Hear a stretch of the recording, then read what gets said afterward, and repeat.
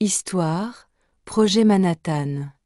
Les États-Unis ont commencé à développer des armes nucléaires pendant la Seconde Guerre mondiale sous les ordres du président Franklin Roosevelt en 1939. Ils étaient largement motivés par des informations qui indiquaient que d'importants efforts de recherche atomiques se déroulaient dans l'Allemagne nazie. Après un début lent sous la férule du National Bureau of Standards, sur les recommandations urgentes de scientifiques britanniques et d'administrateurs américains, la responsabilité du programme a été remise au Office of Scientific Research and Development. En 1942, il échoua officiellement à l'armée américaine et est baptisé Projet Manhattan. Sous la direction du général américain Leslie Groves, plus de 30 sites seront construits ou aménagés pour la recherche, la fabrication et les tests des différentes composantes d'une bombe atomique.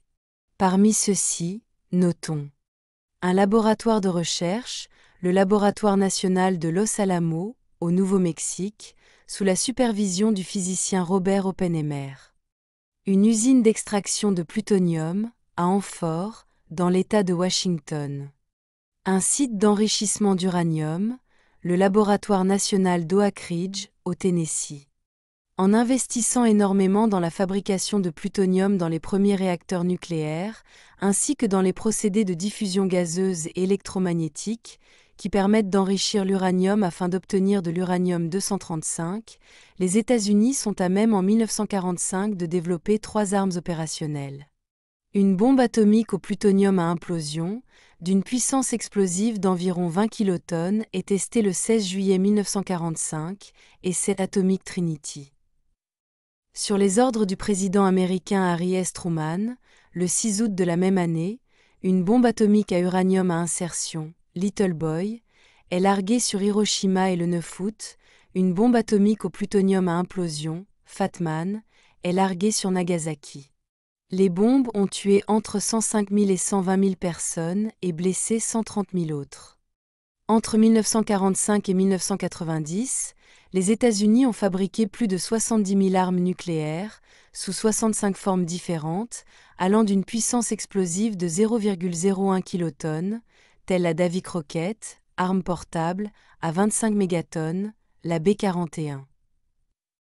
Leur mise en œuvre en cas de guerre nucléaire dépend du Single Integrated Operational Plan depuis les années 1960. Entre 1940 et 1996, les États-Unis ont dépensé au moins 5 800 milliards de dollars américains, de 1996, pour la fabrication d'armes nucléaires et les infrastructures nécessaires pour les maintenir en service. Après la fin de la guerre froide à la suite de la dissolution de l'URSS en 1991, le programme nucléaire militaire des États-Unis a été sévèrement réduit.